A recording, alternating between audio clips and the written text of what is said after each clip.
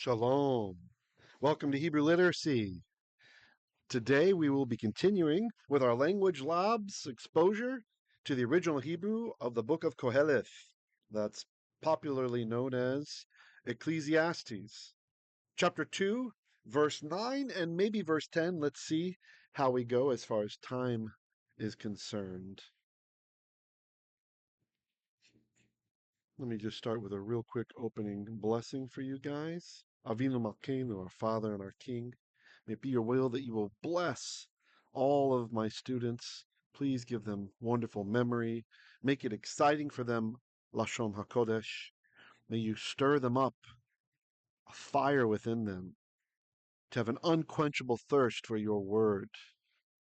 Even in the seasons that we are in now, where there is a famine and a shortage of Divrei Hashem, words of the Lord.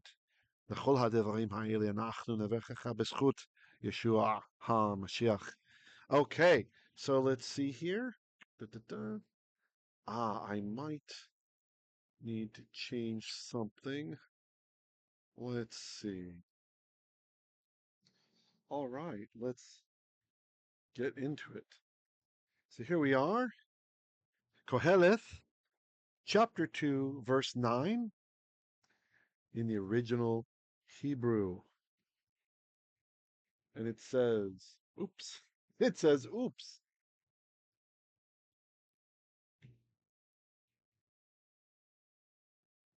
Vegadalti, or vegadalti. So we have whatever the verb is, it's ending in a ti.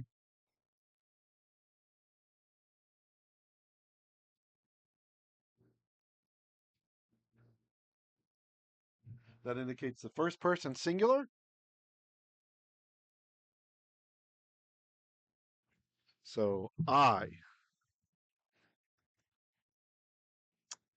Gadal, if you don't know the verb, you might at least be familiar with the adjective gadol, gadol, meaning great or sometimes large. So it can have the idea of like gedulah, greatness, or the idea of like largesse, right? So you can say sus gadol.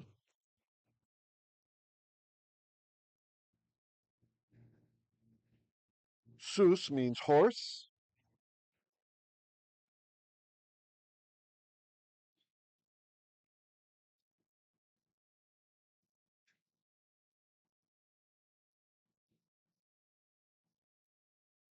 So a sus gadol is a big horse. It's not necessarily saying he's so great like Mr. Ed or something.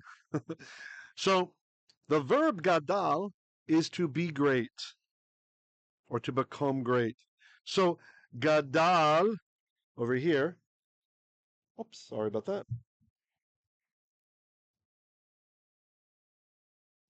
Gadal is to become great. So gadalti, I became great, or it can mean I grew up, right? So in the biblical narratives in the Torah, you'll have a story, for example, it will be telling us the history of Yitzchak or Yaakov, and it will say the lad grew up, Gadal, he grew up, he got big. Again, just like English, we have titles like Alexander the Great, right? Or Pyotr Veliki, Peter the Great, one of the czars of Russia. It's not only about stature, it's also metaphorical about their greatness, the idea of greatness. It works exactly the same way in Hebrew as in English and as in many other languages. Now we do have a vav here, but this is not a vav conversive, just a regular vav consecutive. And you can tell by the context if you're looking at it. So if it was vav conversive, this would mean vegadalti would mean, and I will become great, or I will grow up. But obviously, in context, Qoheleth is telling us about his history, and he's saying, I was great, or I became great. Vegadalti, Vegadalti. And let me zoom in there for those of you who happen to be on smaller screens.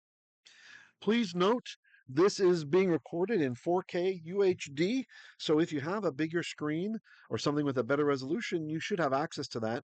If you're with us in the premiere and it's only available in 1080p or 2K, just check back in a couple of hours, a few hours. Sometimes it takes YouTube a long time to process that. It will tell me 40 minutes remaining, and then like 3 hours later, it's finally done. So, okay, so if it's looking pixelated or something, just check it later, okay?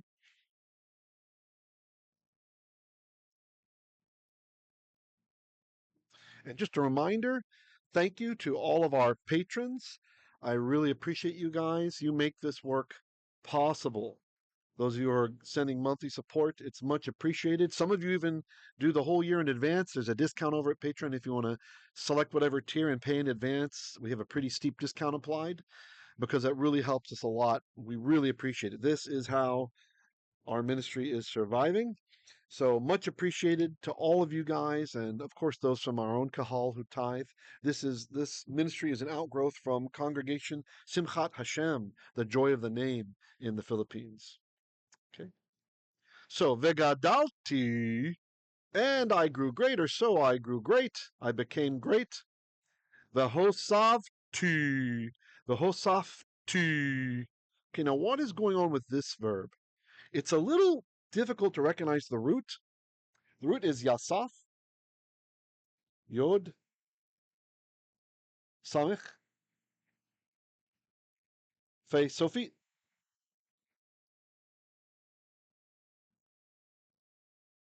Fe, sofi. So yasaf is to add, to increase. Of course, this is why Yosef HaTzadik, why his name is Yosef, right?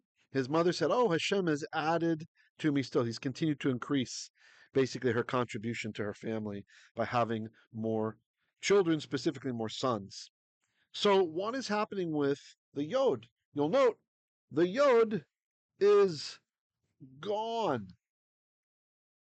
Where'd that guy go? Well, he went right here. The yod has latched onto, well, has changed and to evolve. And that happens a lot of times, so don't worry about that. So this is, Yasaf is a call binyan. That's a simple verbal form, a simple verbal stem. But Hosafti, the hey at the beginning, this is an indicator of a stem change. We are now in the Hiphil binyan. And if you'd like to have a little shot of grammar, or at least to see the patterns, to see what the heck am I talking about, please check out the video in my grammar, in my language snippets playlist. And you can find, there's one that has a picture of the menorah, and that will give you a great mnemonic on how to remember the common verbal forms in biblical Hebrew. So the hey, that guy, added to the front of a verb, when you see that, that's an indicator of hifil. It's a hifil verbal stem, which means usually causative or elative, the function. And what's really great about when you learn these patterns, you don't have to think about it as grammar, but when you learn these patterns, what's awesome about it is that you can learn oftentimes the meaning of one verbal root, and then you'll see that verbal root somewhere else, but you'll see the pattern. Ah, it's got the hey, it's got that hey in the front. So this is probably a causative meaning of the verb, right? So for example, gadalti, gadalti, right? That is call. That's a basic meaning. I was great, or I became great. But if this was hifil, higdalt, or higdilti, pardon me, higdilti, then this would actually mean to cause to be great. To cause to be great, which is easier to pass off in English as to magnify, right? To cause as great, or to elevate as great, to treat as great. Well, that's to magnify. Higdilti. Okay, so yasaf is add or increase, and hosafti, hosafti. The hifil form of this verb, he actually has some similarities to the call. So it can also mean to increase, to add, right? These sorts of things. To do again is one of the meaning of the hifil.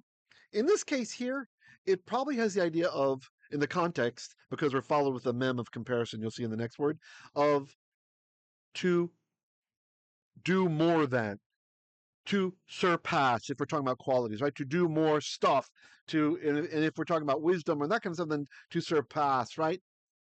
And or to do even more. Sometimes you'll see it as an oath formula, right? But that's not really what's happening here. So this is interesting. We find this in ancient Near Eastern kings, that it's pretty typical for the king to compare himself to other royalty, right? Like, I did so much more than this guy who came before me. He was a nothing, and look what I did. Hold on, I had a comment here from Rabbi Fox I wanted to share with you guys. Okay, maybe I'll do it. Yeah, let's translate a bit more and then I'll do it. Okay. Okay, let me delete my chicken scratch. All right. וגדלתי והוספתי, or וגדלתי והוספתי. And I became great, and I surpassed, or I added more. And maybe I'll just color the T there so we can be consistent.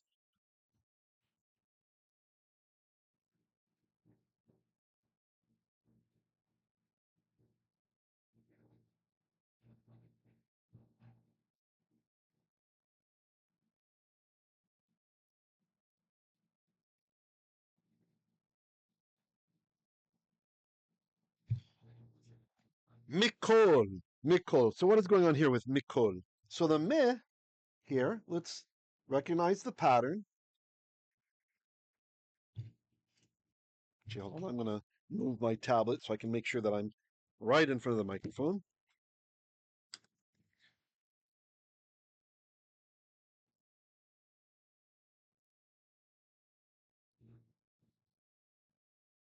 It's actually from min.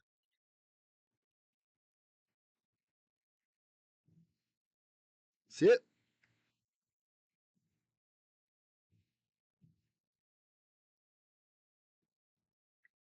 So min contracted with kol. Just like in English, cannot, we can say can't, right? Some of it disappears. So min became mikhol. The noon went inside of there.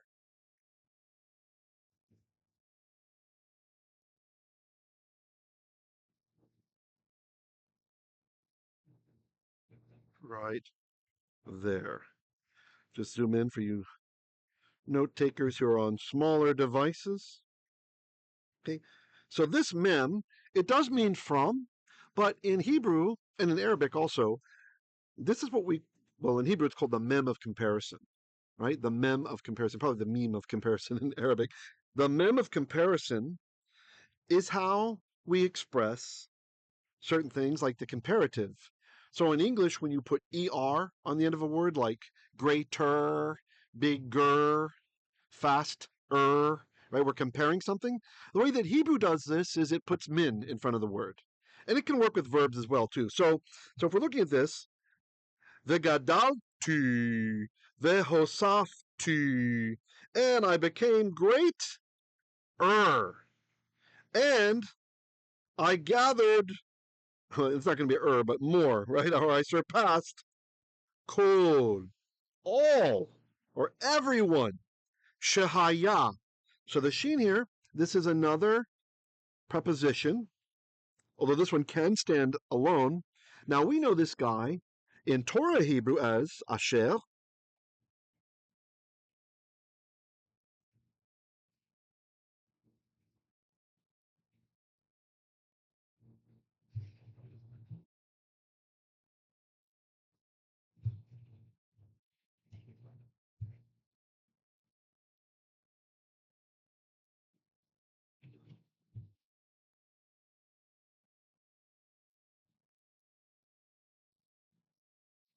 That's this guy.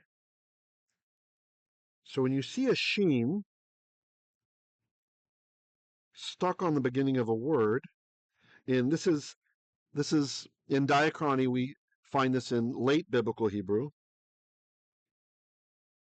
So you won't see this in the Torah done this way. The sheen, he shed the other letters.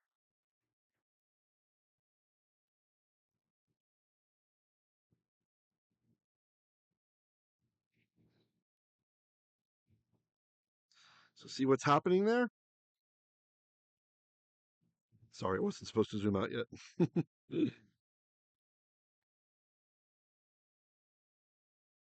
Oi, Atstein. The tab is scared when it hears that language. Asher, she. So, וגדלתי והוספתי, and I became greater, and I surpassed, or I added more than kol she. Everyone, she, that's asher, the relative pronoun, who, haya. Haya, if you've been with us for a while, you should know this verb by now. Haya is he was or it was. So haya, shehayah, who was lefanai, lefanai. So the lamed there, that's in another preposition, in this case inseparable. And I'm using these fancy terms. You don't have to know them. Okay, so don't get stressed if you don't like that stuff. But for those of you who like to do some more research, or maybe you want to ask about it, or you'd like to consult the prophet Google, peace be upon him, as Christian Prince says. Love that guy. 2 or 4, then you can just search for the terms the way that I say them. You can do Hebrew inseparable prepositions, and you're going to get all kinds of charts, images, all that kind of stuff to satisfy you. Okay. I think we even have some videos on these in the language snippets. So if you want to supplement your directed immersion classes with actual grammar classes, we've got a lot of classes up through the intermediate level in our language snippet section. You can just work through them in order. 2 or 4, and then panai, this is actually from the word panim.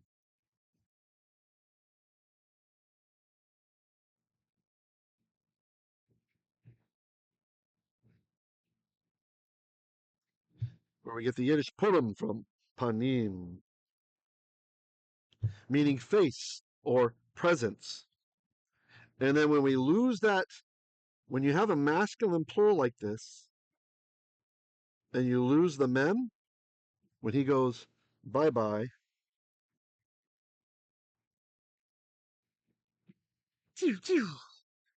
then you get pene.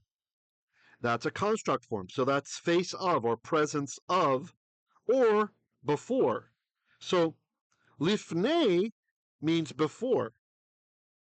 To presence of is really what it's saying, right? To face of. We're adding, of course, the lamed over here, right? To face of. And then if we put the yod on the end, well, that is an inseparable preposition, meaning me. Actually, it's put over here. Me, me, me, me. Me. That's that guy. Let's take a closer look. So, lefanai means before before me. And again, incredibly, it works in Hebrew the same way it works in English. So in English, if I say before me, that could mean physically in front of me, right? Like stand before me, right? But it can also mean before me, nobody ruled Jerusalem well. So it can also temporally have the idea of, to the face of, in front of, before. It works the same way in Hebrew. It can be talking about physicality, where something's located, or it can be talking about temporally what came first. So what Qoheleth is saying here, he says, וגדלתי והוספתי. I became great. Here's the mirror. And I collected more, or I surpassed kol shehayah. Everyone asher hu haya was lefanai, before me. Everyone who was before me.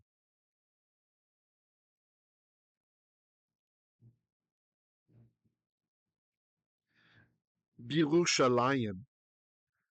Birushalayim. Here we have an inseparable preposition. Bait.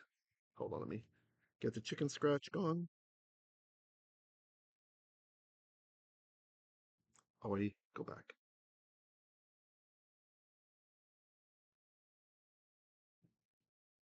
In.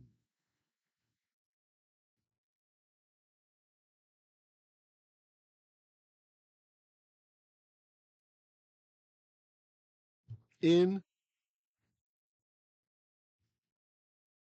Yerushalayim.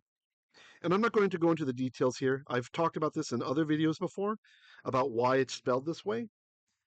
The rule has to do with when you have a word that starts with a yod that has a schwa under it, and you put an inseparable preposition in front of it, okay?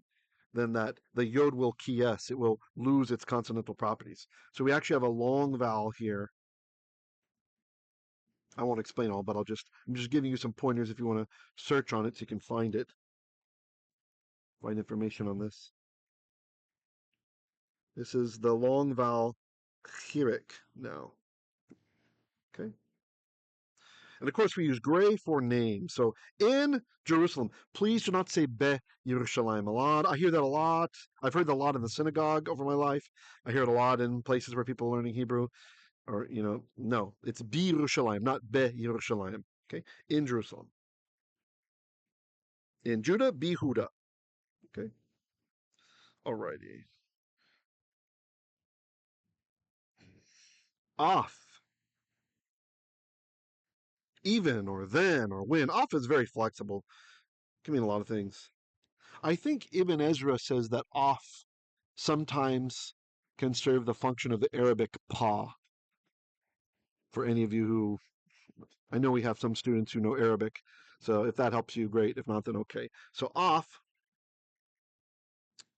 So that just means that sometimes it can be and. It can be like a vav. Like he might be using it just for stylistic purposes. He has vav, he has vav.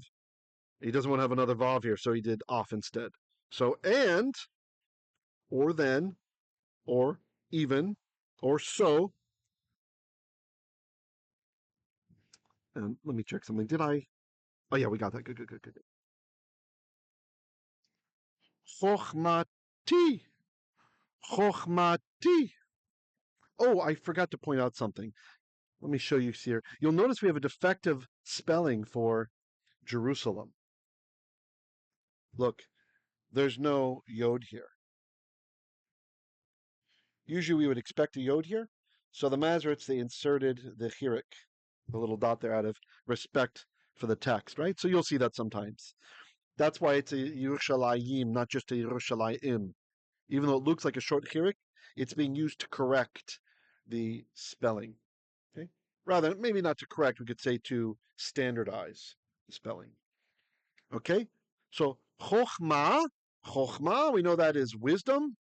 Okay? And then what happened? Chokhmah, right? When you have a word that ends in a hey, and the hey reverts back to its ancient form. Feminine words in ancient Hebrew were spelled with a tha, with a tav at the end. So when we're in construct, that hey is going to become tav, and that's what's happening here.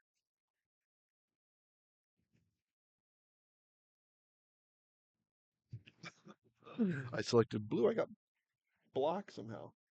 Oh, it is blue. Okay. Too dark, I guess. I just don't like that arrow.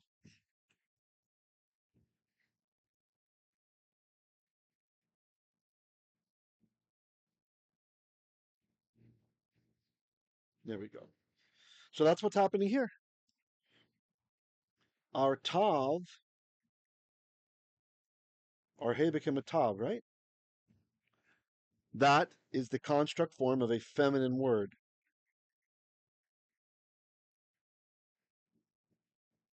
So when you see that, that's saying of, right? Because it's construct. Of E. So chokhmah became chokhmah, wisdom, of E.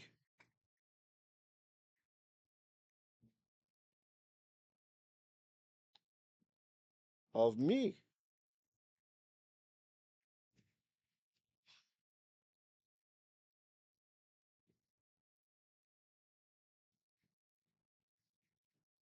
Okay.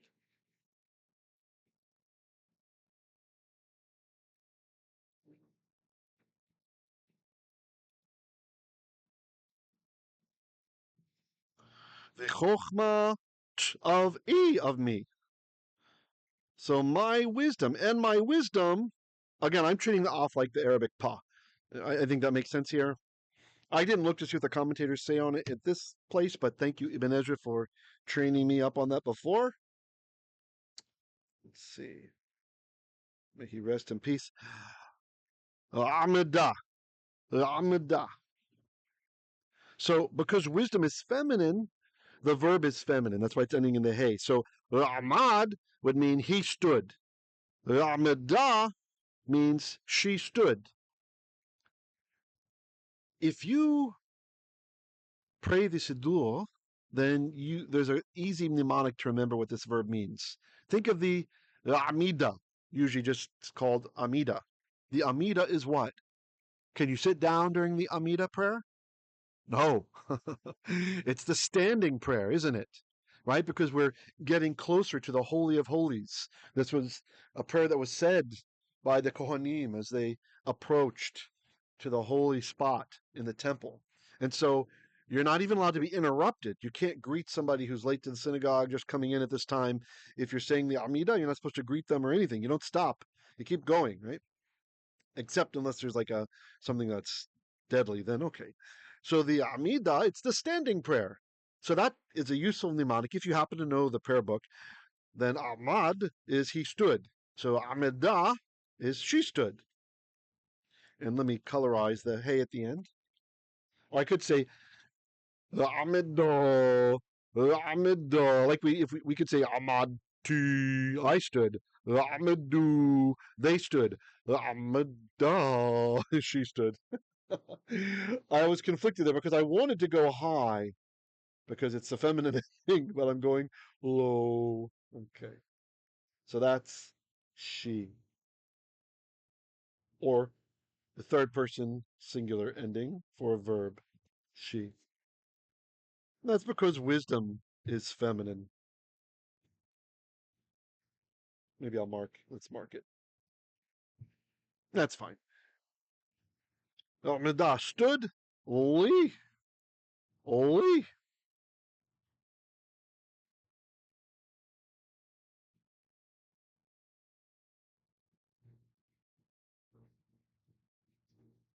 Two or four.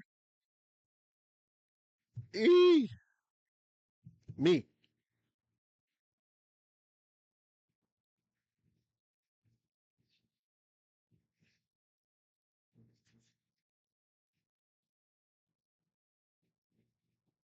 A bit more visible there.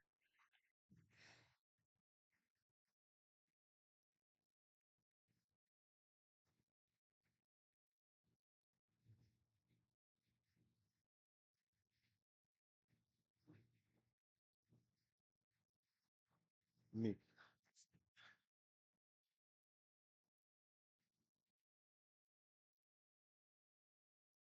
Off. Even. Or and.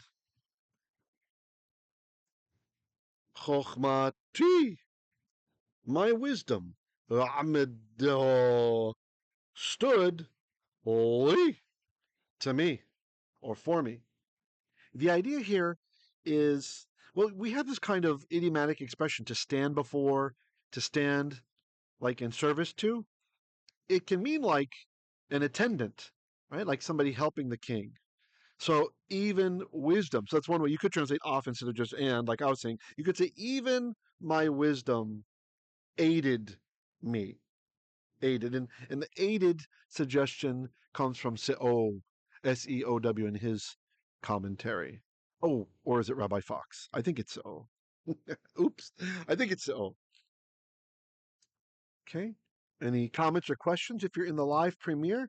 Or if you're watching this later, you can put them in the drop me a comment down below. That's always helpful for us. Like it when the algorithm sees that. Let me just do a time check here. Maybe we'll just do this first. I think this is a good bite size right now. So let's just go through one more time. And you try to say the words before I say them, all right?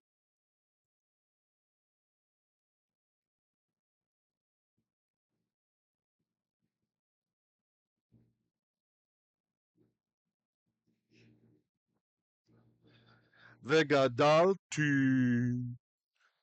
I'm just going to be hyper literal, okay? So I'm not going to give the comparatives yet. And I became great. It's so humble. והוספתי.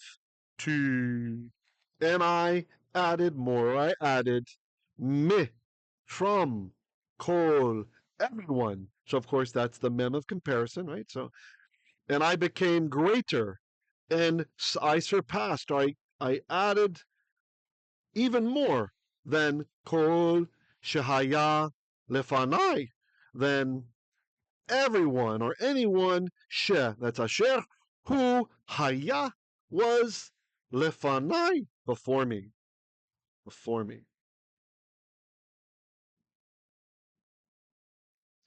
Birushalayim, in Jerusalem. And here's our etnachta, showing it's the end of the clause.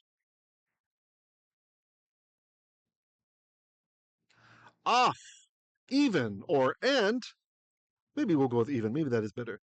Chakhmati, the chokhmah of me, even my wisdom. Amadah, amad, so amadah, stood, li, to me or for me, so stood in attendance, aided me, helped me, etc. Hope you guys enjoyed the lesson. Have a great weekend ahead. Hope your prep day for Shabbat goes well, and I will see you guys either Shabbat or Motzi Shabbos. Be well. Shalom, shalom.